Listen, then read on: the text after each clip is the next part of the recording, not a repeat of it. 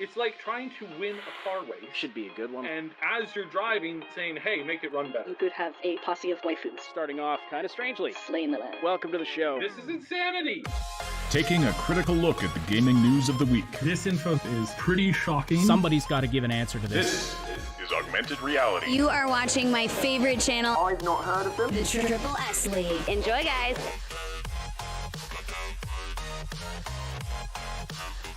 We're back, baby. Welcome to the Augmented Reality Podcast. Been a while, but we are back with you. As always, my name is Ash. I'm here with Obsidian and Moontag. And we also have our new team member, but not new to our audience, Max Darrett, with us as well. Hey. And we're going to be talking about the gaming news of the week. I know it's not our normal time. Our schedule is a little up in the air right now. We will, as soon as we can, we'll get back to some kind of a regularly scheduled podcast. But anyway, we've got an episode for you tonight, and welcome to the show. For those of you listening live, please do say hello in the live chat. Send us your questions and comments as well. We'll read and respond to as many as we can throughout the podcast. And if you're listening after the fact, either on YouTube or any of the audio platforms that we go out to, thanks for listening. And, let us know you're out there by leaving comments and hitting those like and subscribe and follow, whatever buttons there are on the platforms you're on. And, of course, subscribe here to Triple S Podcasts to catch the Augmented Reality Podcast and Maximum News with Max Darrett. New addition to our roster of shows here, and we're glad to have it. Of course, the regular Triple S League channel is still there as well, where we do our game guides, our reviews, our comedy, and all kinds of stuff like that. All right. So, gentlemen and lady, how are we doing tonight? And we've spent the day over here in our part of Canada, shoveling ourselves out of a massive dump of snow. Out of nowhere. Overnight. Literally overnight went from like a cold fall day to dead of winter. I was in for a shower. I tried to shovel the walk, and an hour later, it was filled back up. Yeah, it's been kind of brutal. So we are going to start. So I don't know how's the situation over where you are, Max? Well, we spent the entire day outside just picking up leaves. We have yet to see any snow. Like, it's cold enough where you could see like little bits of snow falling here and there, but no accumulation yet. I'm so glad that I don't like. No offense to you guys. I've never been to Alberta or Saskatchewan, but we're a couple 100 miles north of where you are as far as the equator goes. I think we're like 1,000 or some odd further north. Yeah, it's it's two very different things, I think. So, yes, definitely. And BC, the whole western. So I think when I was looking at the weather, I think BC's getting it. Yukon's getting it, Northwest Territories is getting it, Alberta, Saskatchewan, I'm sure Winnipeg, or what's the other one?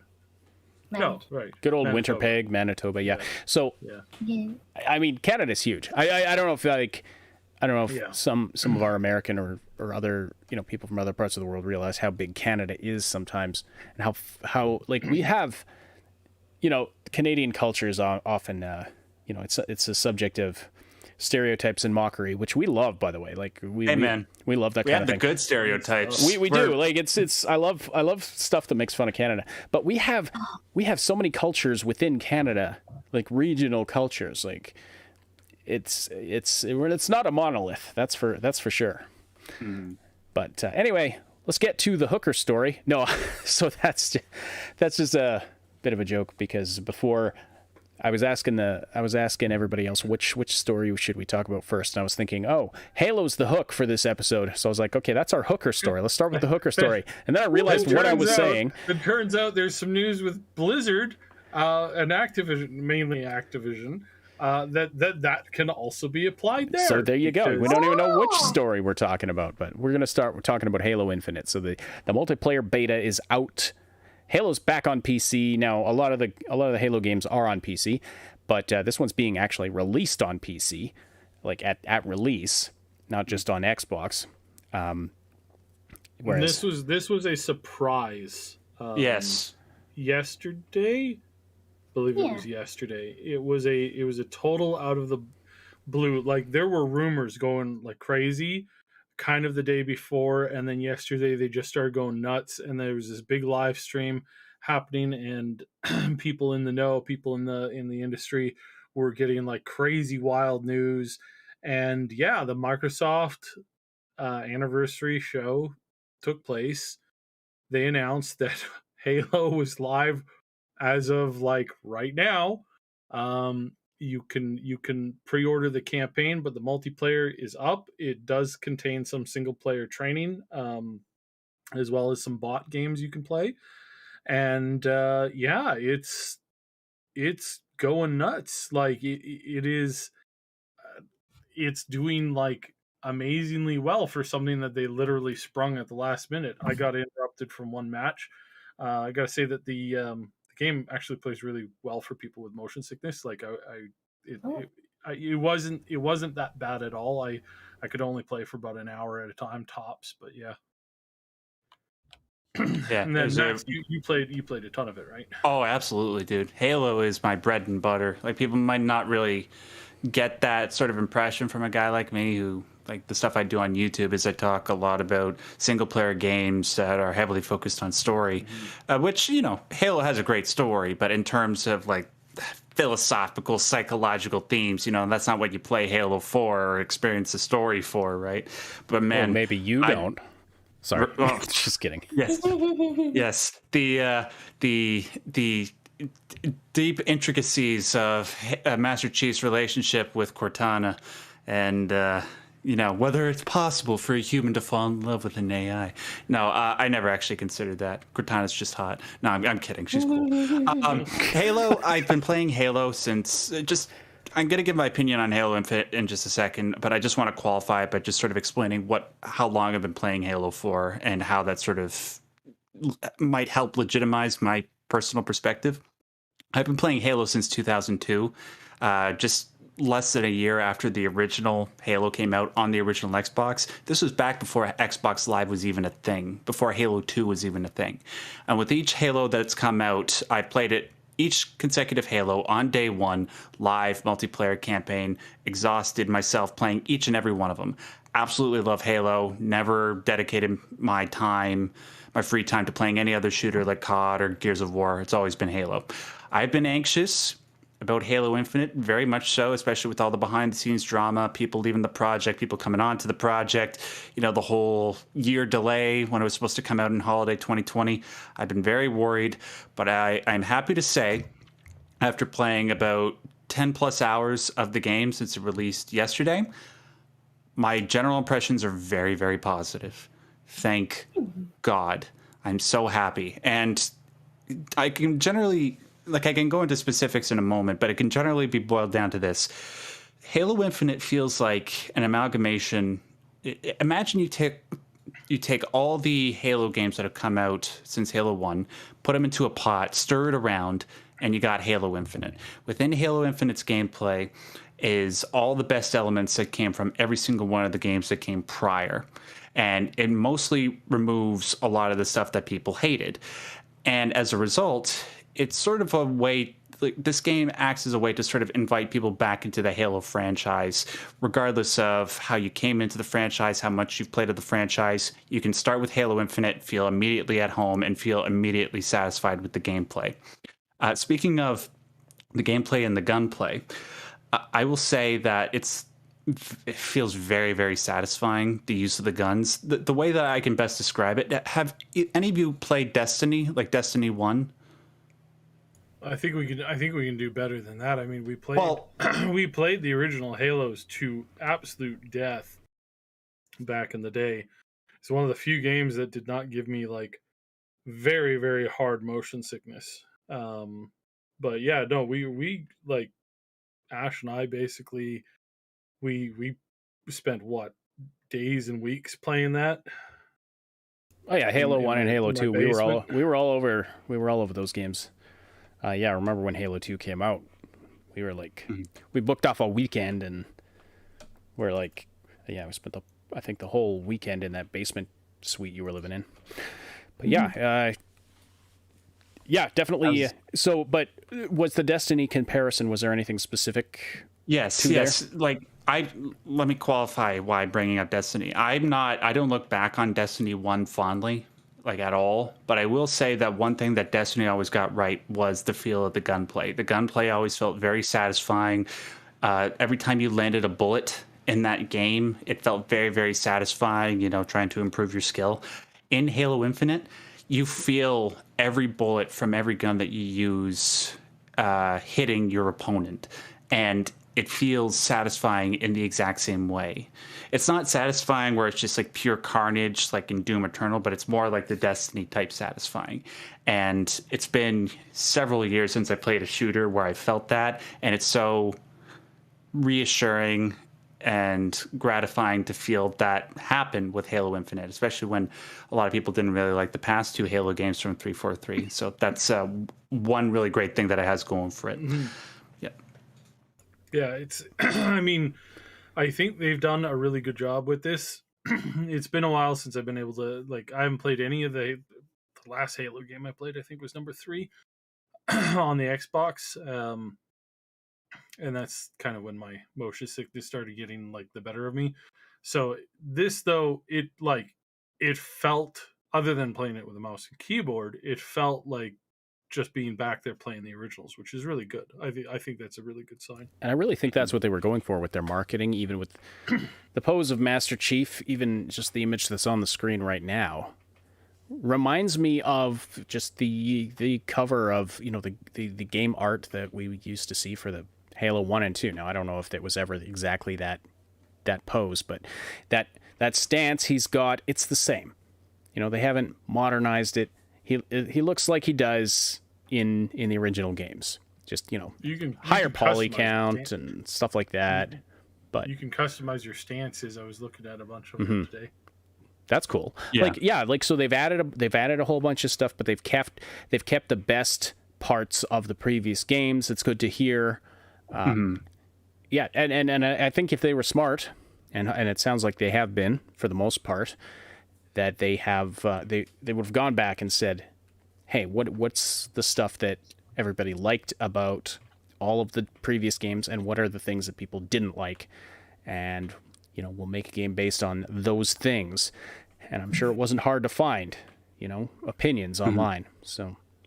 Well, can I just say something in respect to that as a longtime Halo fan and who has sort of like seen people from both sides of the spectrum of Halo fandom, like what they wanted from Halo Infinite?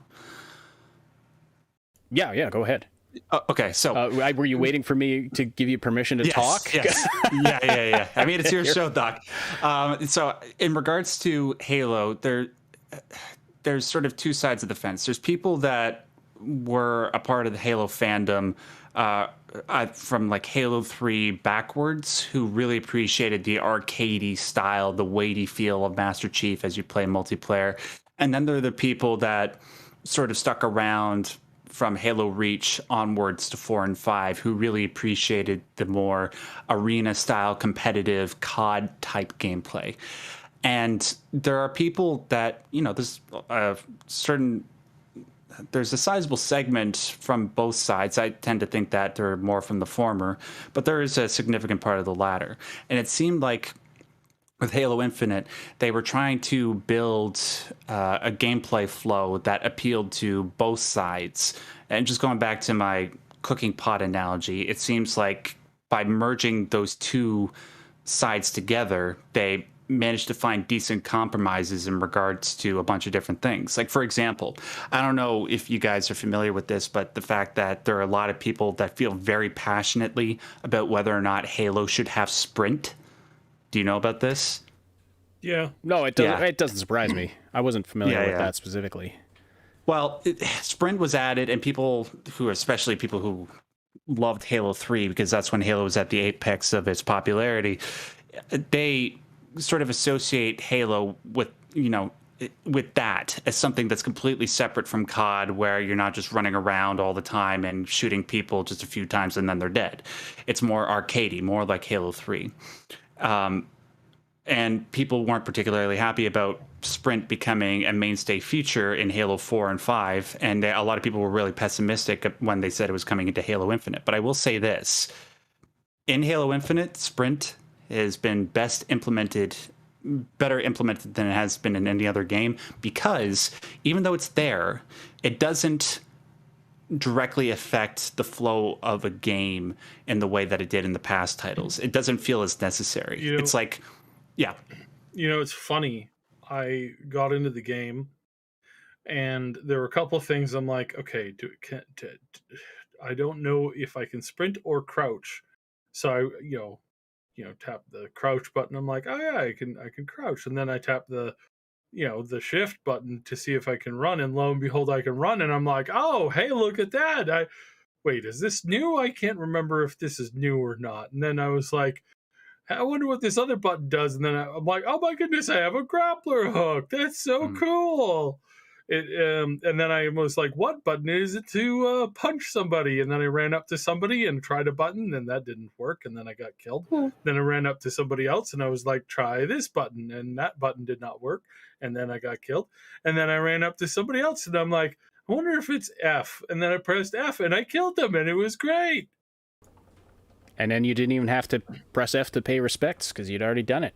So yeah, multiple times. Do you tell me you don't study the key bindings screen before you start a game? Not in a game that is something that I feel I know. Like, just really not something like, it's like, I wonder if I can play this game that I should, if I can't play or can't figure out, I should probably, have them remove my gamer card. So yeah, games like that, I don't even bother. It's not even a consideration. It's like, I always like to know. Actually, it's typical for me to spend 15 or 20 minutes customizing my key bindings before I even start a game. Yeah, I did that too. Anyway, unfortunately, haven't had the chance to play Halo Infinite yet, but I am looking forward to it. And I'm looking forward to especially the campaign. I'm not as into the online, like the multiplayer battle modes, but did you get any hint of what the campaign would be like? From the multiplayer, I would say, I think it's gonna. Apparently, they don't need to make Spartans out of like children anymore. Apparently, they can just do it to anybody. Okay. Yeah, I know. I was kind of like, what the hell is this? There was this little, I don't know, Max, if you played through the that particular story bit that they had in the multiplayer that's out right now. But yeah, it was kind of weird because they're all like, there was this story about this girl from London when London was occupied. I don't remember when that happened. That was something that I'm like, must have missed London being under control of the not the grunts, the big hairy guys. Oh, the brutes. The brutes, yeah, thank you. Yeah, I'm like, I don't remember London being under lockdown. Like, it wasn't just like it was under lockdown. It was like what's the word? It was literally like occupied. That's the word. Yeah. Okay. It was like occupied by the brutes, and okay. The brutes were patrolling the streets and keeping everybody, I don't know, hidden or like in the buildings. And there was this lady running from building to building trying to avoid them, and then all these Spartans arrived out of nowhere, and I'm like, I thought I followed like the lore pretty closely. Do not remember this at all at any point. So anybody in the comments, please let me know at what point exactly in the storyline did London become occupied by brutes, which then went on to fight the new generation of Spartans.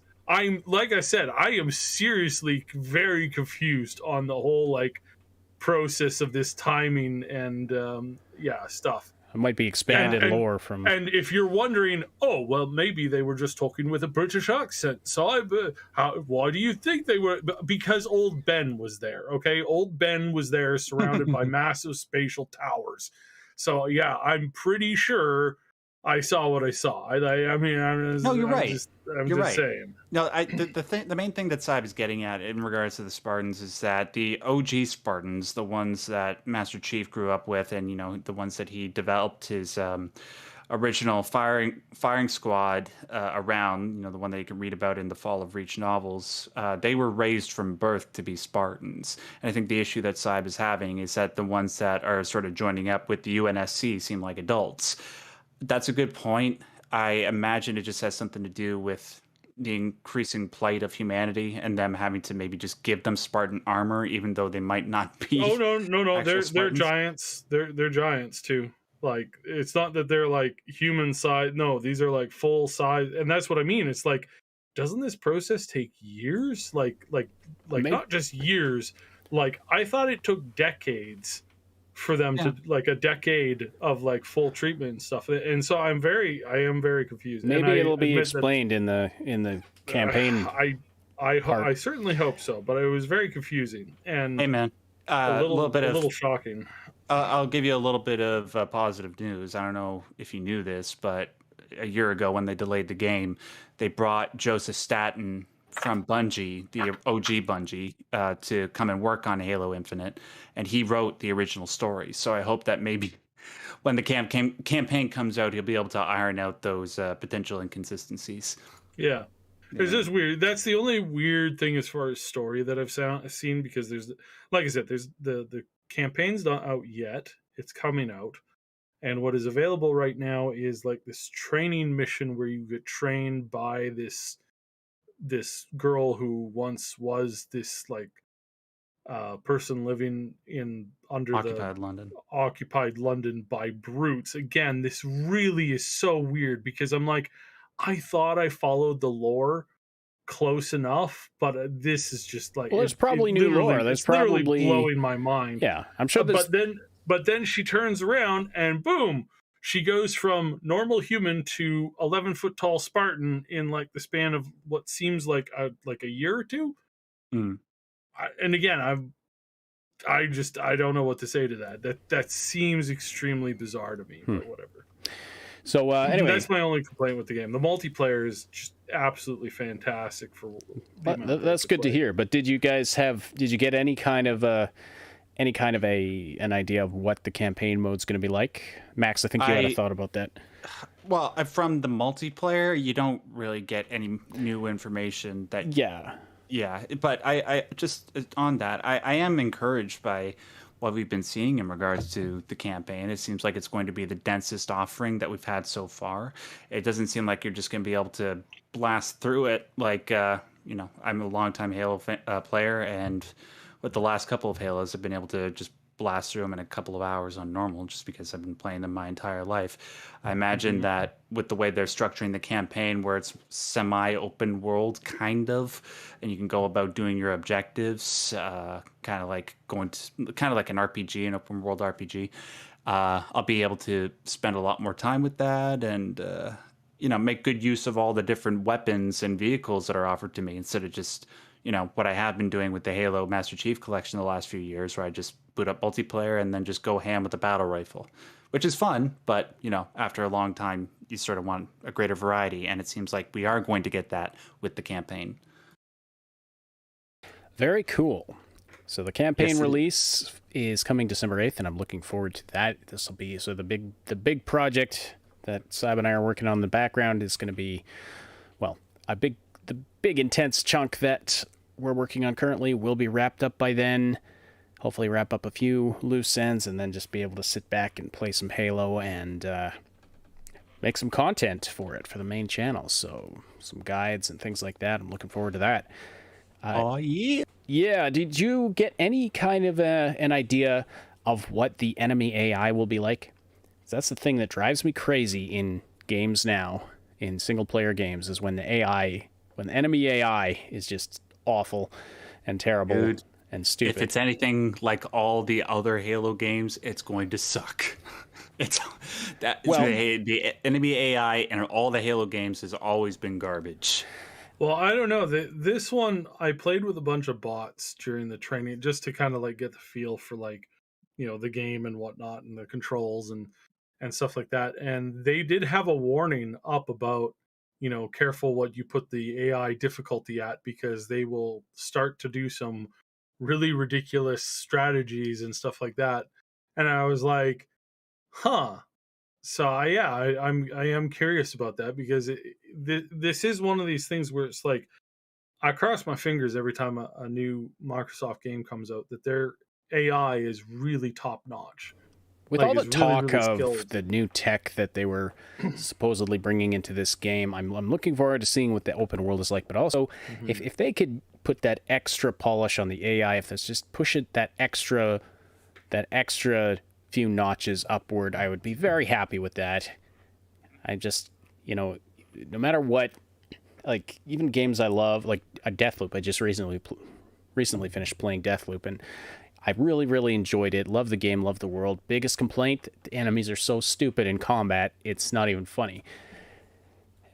And it was surprising, because Arcane's previous games, I don't think they were that bad, although I might have to put them side by side to really make a comparison. But yeah, I'm really looking forward to that game where when you put it on hard mode, it doesn't just give the enemies more hit points and make you take more damage, but they're actually smarter and do really intelligent things.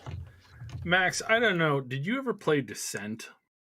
I'm not familiar with that. No. So Descent is a very old DOS game that features your pilot of a spaceship going through a weightless asteroid-based mine, in which all the machines that were automated to mine and mine out all the minerals from these asteroids are there's the alarm clock. We got to speed this along. So it featured this these bots that had weapons, rocket launchers, other things like that, but they also had like claws and diggers and stuff like that. And these things would you need to fight your way to the core, blow up the core, and then escape from the mine by flying out of this very complex three-dimensional mine as fast as possible. Now, the thing that made this game extra special was that the AI learned from your tactics. So you had some close range weapons, some shotgunny type things, some long range missiles, some homing weapons, some other stuff. And depending on what weapons you typically got used to, the AI would come up with interesting ways to, like, they would have a little bot kind of like, distract you while they came up behind and started to like claw you to death from the rear. And then they would like learn how to like bait you into a tunnel position where they could come at multiple directions at you. And then if you got too used to like long range sniping and stuff like that, they'd learn to like stay hidden and like power down, so to speak, until you like thought that the room was clear. Then once you got in, then they'd come at you like close range. It was some scary stuff, like seeing them like evolve like that. But for some reason, that's about the peak that we've had with AI. And that was like, gosh, it was like 20 years ago. Yeah. I think you said the word like about weird. 20 times in that bizarre. sentence. I know. Sorry, but anyway, I'm dying a little. Your point is taken, though. Yeah, like there are games that have had some really, really smart AI, but I feel like we've gotten to the point where you could have AI that actually learns to adapt to your unique play style. That I feel like that we have that potential now, and it'll be neat to see that getting implemented at some point. And then, of course, then the Terminators will show up, and all life as we know it will end. But it'll be fun in the meantime.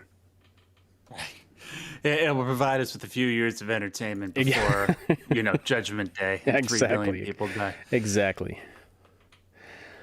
All right. Well, we should probably move on to our next story here. Let me just get onto the Bobby Kotick story. Oh, yeah. Ladies and gentlemen, turns out he knew. He didn't just know. Well, do we know this for sure? Do we know it for sure that he knew more than he was letting on?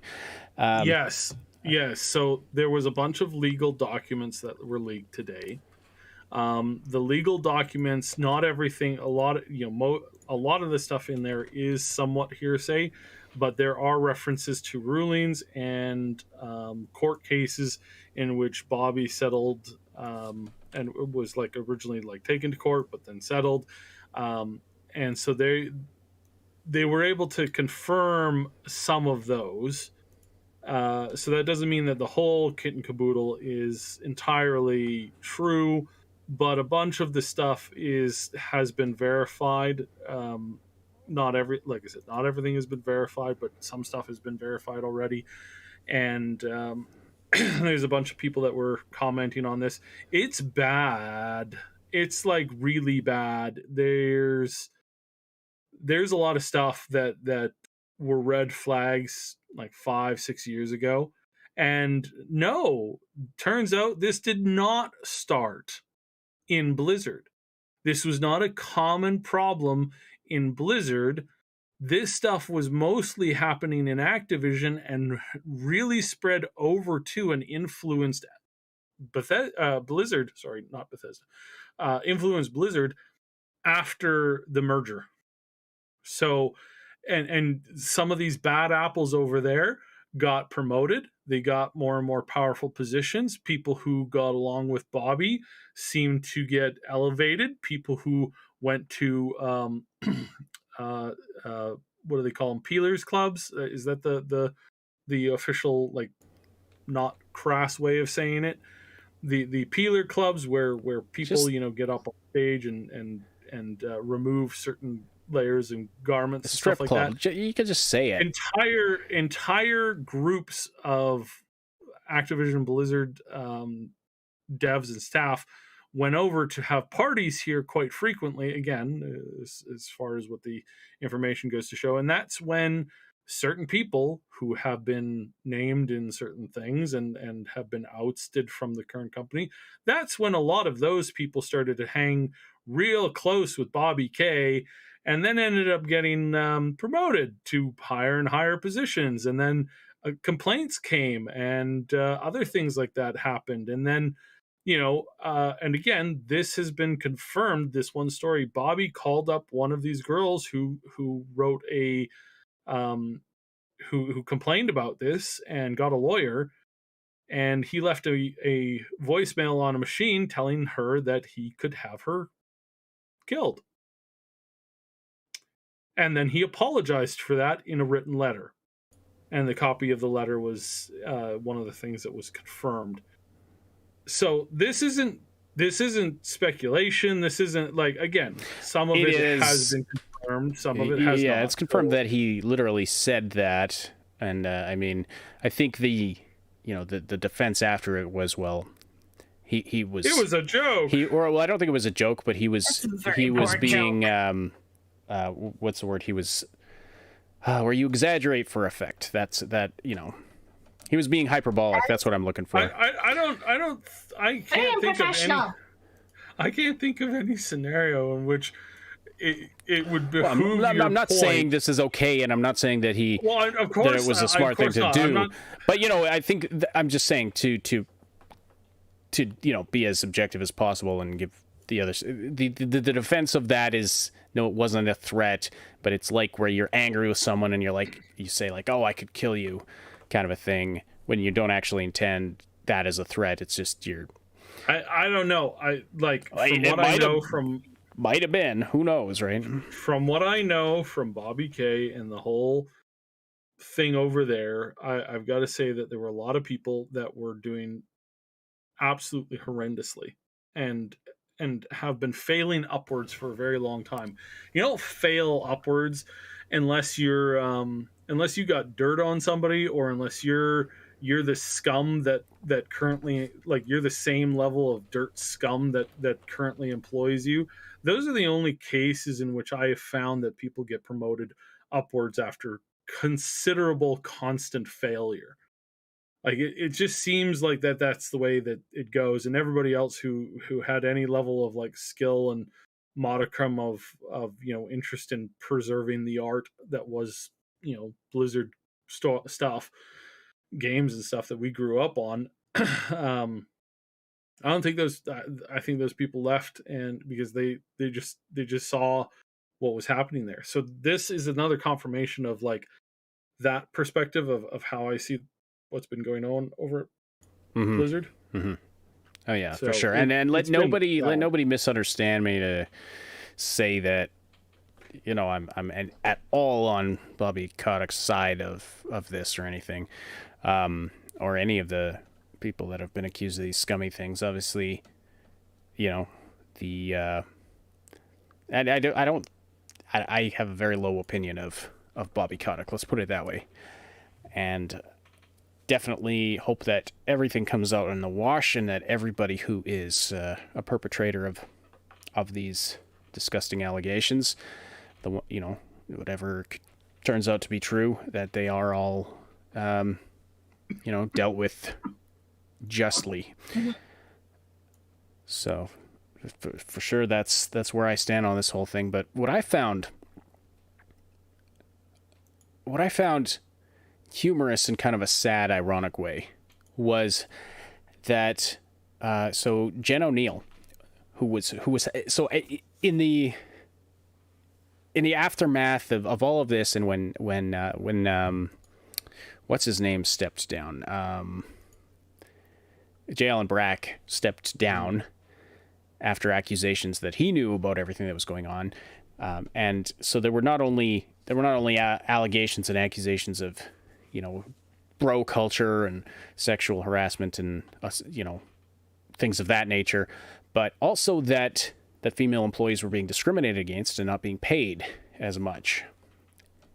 So that was one of the accusations. And then so in the response to this, so they hired 2 co-leaders of Blizzard to replace J. Allen Brack, and one was Jen O'Neill, who is, that's obviously a very feminine name. So she was female. And so one of these 2 co-leaders was a woman. And they made a big deal of this. I imagine, that it's obvious why they would make a big deal of that. They want to squelch those rumors or accusations of them being, discriminatory against women. Anyway, she stepped down. Within, what was it? It was a matter of months, right? Three and a half months, give or take. So she stepped down, and it's coming out now that she had no faith that the leadership at the company could deal with the toxic culture there, and also she claims she was being paid less than her male counterpart, who was supposed to be, which they claimed was the same job. Yes, and so and again this comes down to the people who spout how noble and how wonderful and how much they're a cultural leader. Whenever you hear somebody say, I run a business and we're a cultural leader in equality and diversity, whenever you hear that, run. This is not somebody you want to deal with, because what they're saying is most likely not just a lie, but it's a lie to cover up their most egregious, malicious, darkest behavior that you can imagine. It almost always turns out like this. Almost always turns out like this. And if you're wondering, is this a recent problem that we've developed in the last 10 years? No, this problem goes back thousands of years. Like, there's an actual term for a position in which people, hypocrite was essentially the meaning of that term. And this has been around for thousands of years. This is not a new thing. Whenever somebody comes up to you and spouts how wonderful they are when it comes to being a leader and making the right decisions, and that they're just so pious and smart and brave. Well, yeah. Like the word hypocrite comes. The word hypocrite comes from an old word. I think it was Greek. I'm not 100% sure, but the word for an actor, like a stage actor, and that definitely applies, right? That definitely applies. It's just pretending to be one thing where in reality they're another thing. Well, there's Pharisee. There was many words like Pharisee, being pharisaical. right? That the whole word stems from what the translation of it now, which is just somebody who's a big hypocrite, who tells you one thing, who gets you together, gets everybody into the same area and goes, look at how wonderful and beautiful I am. I gave this person so much money for the charity because they're poor and I am such a wonderful person. Praise me. How much did you give them? Oh, enough for them to get some food for the next few days. It's like, you have enough money that you could give them enough food. You could give them the ability to literally go out and buy their own farm so they'd never be hungry again. It's like, unless drought and stuff, but that's besides the point. And this reminds me of. So sorry, this is kind of a tangent, but I saw a thumbnail today for I think so. Matt Pat, I guess, at Game Theory was doing some kind of charity event and it's right on the thumbnail. We're going to raise $1 million for such and such charity. I think it was children's hospitals, which is wonderful and all power to them. But Mr. Beast was on the thumbnail. I was thinking, how many millions of dollars does that guy spend on each video? I mean, he could just buy somebody a freaking island. I don't know. I found it. I was like, that just seems so off to me. Like, this guy that clearly, has no problems spending money on what is essentially frivolous, expensive stuff, and then he appears on a stream to promote, or to help raise $1 million for St. Jude Children's Hospitals or whatever it was. Well, sorry, I don't know. That was just something that bugged me today. I was like, whatever. Anyway, I'm not saying no hate, no shade meant at Mr. Beast there. It just seemed odd to me. It just kind of rubbed me the wrong way. But anyway, it's just a natural association thing that people do. Like, yeah, I know what you're saying, Ash. Yeah. So anyway, Jen O'Neill left the job saying this was a quote from her. I have been tokenized, marginalized, and discriminated against. This is the person they brought in, made a big show of to be like, look, we're promoting a woman to the top job, like co-leading with this dude. And this is where I really feel like Blizzard has zero chance here, because they couldn't even keep her in that job, and they were stupid enough to pay her less money than the guy, thinking that would never come out. I need to point this out, is that this is somebody who comes from mostly Activision's side of things. And her talking about how she was marginalized and how she was ignored and how she was mistreated, that was in the past under Bobby Kotick's direct leadership. I thought that she was talking about years. Well, because when she says she is now as well. But yeah, I just want to point this out. It's like some of the references she gave was from many, many years ago, and that's how ridiculous this whole thing has gotten continually. I didn't realize she came from Activision. She's mostly from Activision background, yeah. Yeah. Okay. Well, anyway, so Max and Moon, let's hear your thoughts on all of this.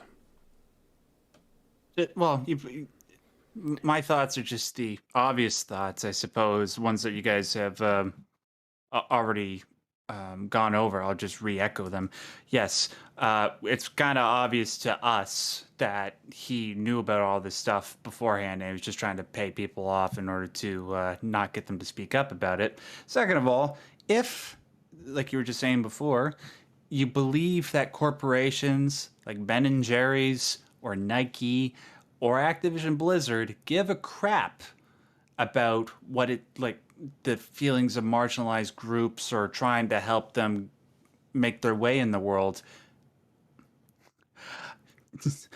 How do I say this? I got a bridge to sell you. Yeah. Let's just go with that. Thank you. Yeah, you think Ben and Jerry's is putting all that stuff on there? They're trying to sell ice cream, and they're tokenizing.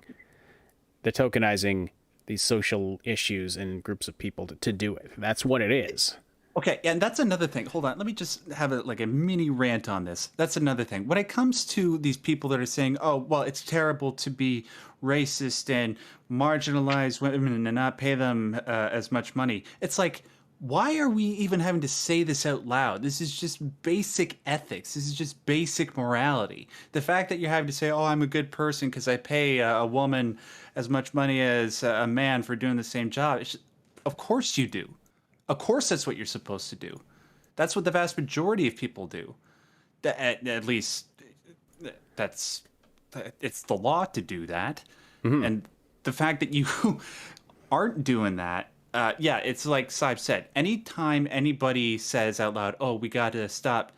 We got to work against systemic racism within our own company and within other companies and promote marginalized groups, promote diversity and inclusion." These are usually the people that are sucking at that very goal the most. Time and time and time again. I've seen it happen tons of times with tons of different companies in my many years on the internet. Like Saib said, do a 180 and run directly away from those people. The people that are truly moral don't make a big deal out of those issues of basic morality. It's just as it's as Or they easy don't, as put breathing. on a big show, I would say. Exactly. Like, I think that, like, it's a big deal if you discover, this some sort of discrimination or unethical practices happening. I think this is outrageous that this is happening with Blizzard. It's disgusting, and we're making a big deal of it by talking about it on this show. But yeah, we're not. Not to be. I might be falling into the same trap here, but we're not sitting here being like, "Oh, look at how good we are in these areas." Like, it's kind of in like general, this. Virtue signaling is a red flag, honestly. And I think I've said this before, but a hero is a hero not because of the accolades and the fame, but because it's the right thing to do. Yeah. There you go.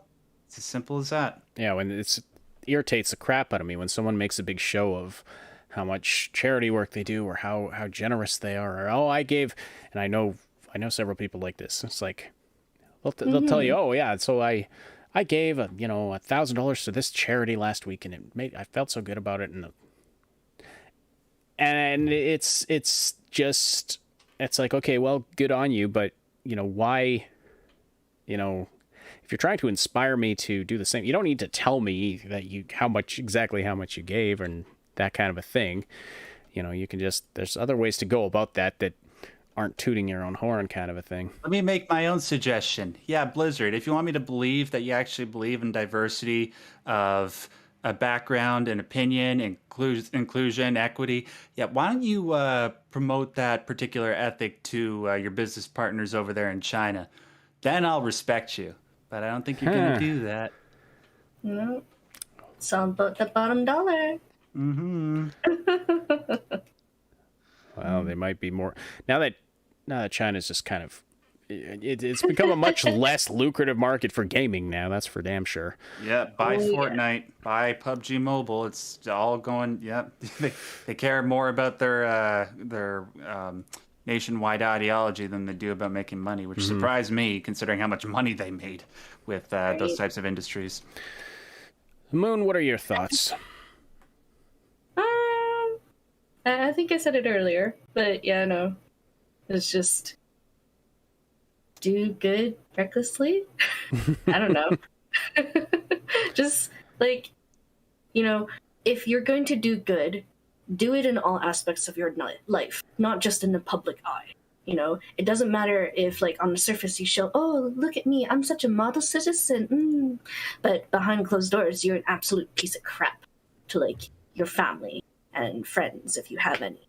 Like, it cancels out. Mm-hmm. I'm not a particularly religious person, but one thing that I did learn that always rang true to me with my religious upbringing is that when it comes to things like charity or just doing any sort of good deed for anybody that can be considered quote unquote downtrodden, you just do it. You don't make a public display of it, and you just go about your day. It's like if an elderly woman needs help carrying her bags down the stairs to her car or something, you just do it. You don't need the praise for it. It's just it's just something you do, right? Mm-hmm. You don't. Yeah, no, somebody complained to me once where they're like, oh, I talked to these friends and like they were going through some really tough things, but they're probably not even going to remember that I talked them through that stuff. I was like, that shouldn't be your focus. Your focus should be, I Helping hope I them. was able to help them through the stuff they're going through. Absolutely. Like, 100%, just- 100% agree. 100% agree with both of you on Such that, a on that selfish note, attitude. for sure. Well, but and it's even worse if they're trying to cover up for their own, their own That person had a lot of misdeeds. insecurities. Well, I mean, Yep. I understand insecurities. I can understand insecurities and wanting to make yourself look good when you don't feel good about yourself. I mean, we all struggle with that from time to time. There's always that temptation. We always put our best face forward. We always want people to think well of us. And we want recognition. And even those of us who are, decent people, I'm sure, I think the most decent people are the ones who wonder, am I actually a decent person? If you, but anyway, that's a totally other topic. But when you're trying to cover up for your own misdeeds, by, and that really looks like what Activision Blizzard was doing in this case, these statements coming out and, these flowery statements and these blustering statements about, oh, this doesn't represent what our company stands for. Well, I mean, your company stands for making money from video games. That's what it stands for. Now, you should take proper care of your employees and uphold their human rights. Not only is that legally required, but that is just the right thing to do, right? That's like baseline to me. It's like it's like the baseline is like, don't treat people like shit, Essentially. But then, so all these flowery, blustery statements, and then what do you know? Then it starts to come out that, oh, they actually knew what was going on, and maybe they even promoted the people that were perpetrating this stuff, and maybe they were Oh my, shocker. covering Oh, it no. up and paying people off and all of this stuff. And it's like, it just, I don't know. You know what? Here's an interesting question that I'll I guess maybe end off with. What, in your opinion, what would have been a response or a reaction from Activision Blizzard that that you would have respected or thought that's the right thing to do? After, when the allegations came out and the lawsuits started coming out, they went into CYA mode, right? They're trying to cover their butts,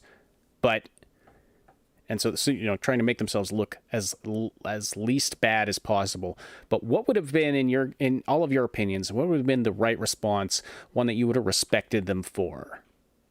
Well, okay. So if we're like one or two isolated incidents, and those incidents were proven in a court of law to have been accurate, like people were mistreated, be it financially, sexually, any of those, then I would send out sort of a company-wide email saying that we've been dealing with this, and in order to make sure that we do the not only the legal thing but the moral thing, we sort of just have this, whether it's like a seminar or just as simple as gathering the employees at our different branches together to put them through some basic training, just to discourage people from engaging in this sort of stuff again. I mean, I know, like, when I and anybody else who's listening to this podcast that's an ethical person has to go through that sort of stuff, it's sort of redundant because we're good people, right? But when they do it, it shows that it's a baseline level of demonstration that, hey, we are taking this seriously. We have gone the legal route. We are terminating any sort of association with this person. And then if it seemed like, oh, there's this widespread thing going on, you acknowledge it, and then you you suspend all those people until they have their proper day in court, and everything is sorted out in that regard, and make sure it's very public so that people know what you're doing. Even in a situation like that where things get that bad, you can turn it around and make it into a positive PR type thing. You know what I mean? Like, for me, looking at the situation, it's like I don't think that there was a way or a position in which you could do this correctly. I really don't, because I look at this situation and I look at what I look at what would I have done in this scenario. It's like, well, I wouldn't have gotten into this scenario.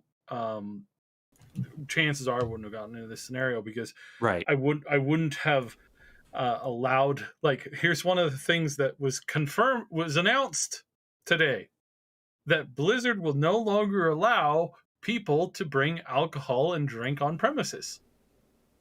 It's like, oh, so sorry. I just want to get this straight. If I was an employee of Blizzard and I showed up with a whole bunch of alcohol that wasn't checked for additional ingredients, and then we just got hammered with it and just started like going around the office just doing messed up things. It's like that's allowed, that's legal, that you're not going to get fired for that. Yeah, apparently not. And and here's the thing, they're not even like saying, hey guys, no more alcohol on premises. They're not even saying that this year. That's going to come in after the Christmas parties. Wow. Huh. Wow. Okay. That is some ballsy level, like, absolute, like, woo. That's some. You got some. Well, yeah, I think you kind of see the. It's not necessarily the whole root of the problem, but you kind of see just how deep the problem runs. Of it's like, I mean, having I don't know. Just get into this right as we're trying to end, but I mean, you hear about the cubicle crawls and things, and it's like, what the hell was going on at this company, and like meetings held at strip clubs, like, what the hell? How is this company being run?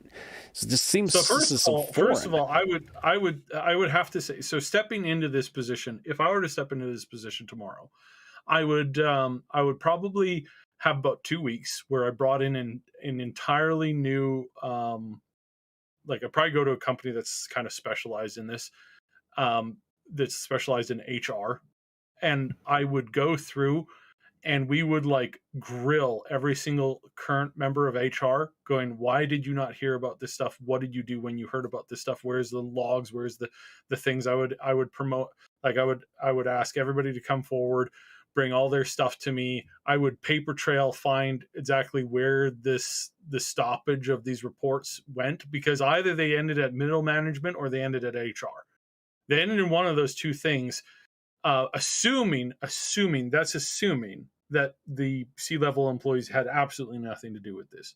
That's assuming that, which is obviously, which I'm only assuming, for example, of this situation. But we know that it didn't stop at C-level employees. We know that C-level employees have had a long history of doing this. Right. And here's the thing that's kind of set, like, people talk about Mike Morhaime and, well, he's to blame too. And I don't think he is. I really don't think he is, because what you had under Mike's leadership was a company that had a lot of young men, a lot of single young men, start to make a video game company that became very widely popular. A lot of women came to start working at the company, and most of those women married off to people within the company, and the majority of those people are still together today. I think that that's a successful example of office romance. I really do. I think when you work together with people for years and years and years, and you get to know them, you naturally pair up and you find good paired partners, and that kind of thing happens. Now, it's a problem when it's, when there's flirting that's not, called for, or that is that goes a little too far, that's maybe too too aggressive. Like those things are obviously huge problems that can balloon very quickly into legal problems because they're unhealthy. But you look at Mike Morhaim's company, what happened? Most of the employees got married and had a family. Those majority of those families are still together today. I don't think the problem was under him. Because what do you have now? You have a bunch of single people at the company who have been sleeping with half of their secretary staff. And who have been told, again, quoting, sorry, I shouldn't say quoting. I heard that this was a quote that one of the people in power got up and said, okay, guys, I know that a bunch of you guys have been sleeping with your secretaries. Okay, we got some bad press here. So for the love of God, don't stop sleeping with your secretaries, because then they would complain. That was the thing. That was what was being said. Now, that again, that was a report that I heard early on in this whole thing, and I don't know if that's actually accurate to come out of there, but it wouldn't surprise me. And that's how you can look and see. You don't see these people. A lot of these people that got blasted and got named, a lot of them weren't married.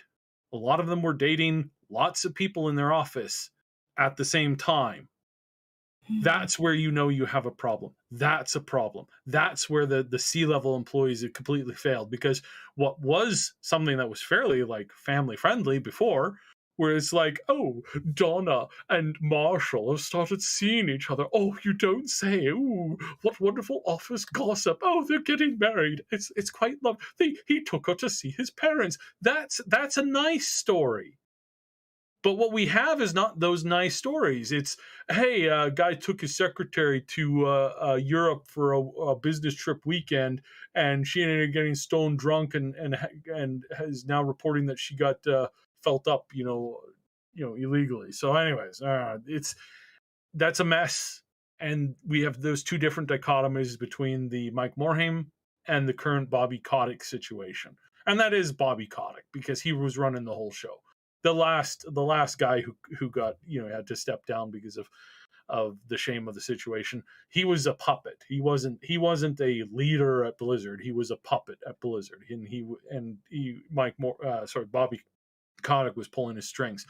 Mike Morhaim left because of that kind of behavior, because he was being told to do that. So, anyways, anything else before we shut it up for today? The one thing I want to say is that I just want to let everybody know, I don't know if I said this at the beginning, just remind everyone, so this is not necessarily going to be the new time slot for the podcast. No. This is the time we had to do it today. So yes. I noticed Jasmine in the chat saying, so I noticed Jasmine saying, oh, I got to reset my alerts.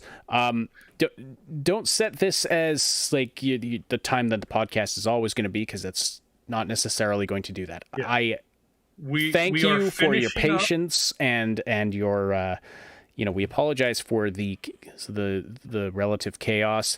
We are during the past few weeks things have been all over the place, and I apologize for that. I always hate we all like giving all of you consistency where we can. We are going to find a consistent time for the podcast and a consistent release time for Maximum News. Both of those things can be found right here on this channel, so don't forget to subscribe. And, of course, subscribe over on the main channel. And if you want alerts when we're going live, that kind of a thing, join the Discord server. And you can get all of that there. We will put the podcast up, or, we'll put a schedule. We'll finalize the schedule there as soon as we can.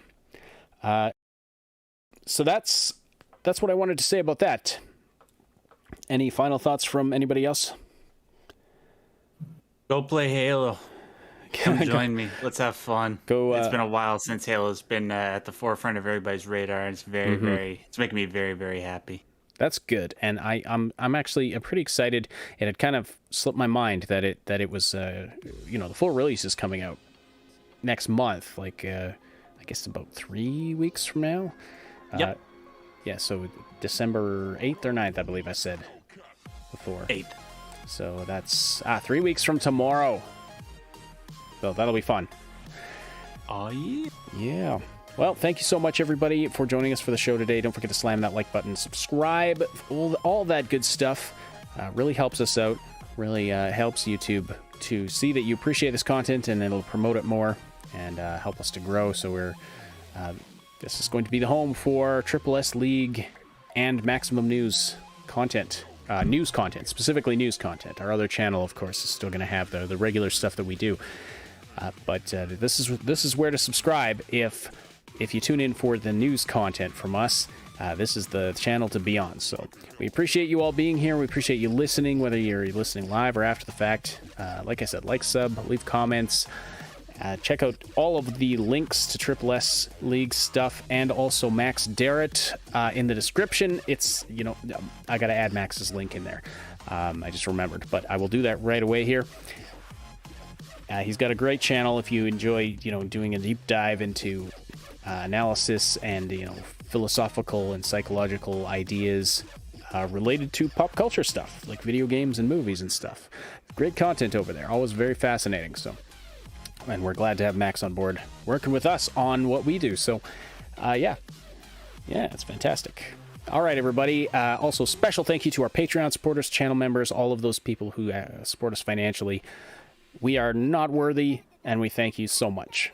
All right, everybody. That's it for the show for today. I bid you farewell, and we will talk to you again very soon.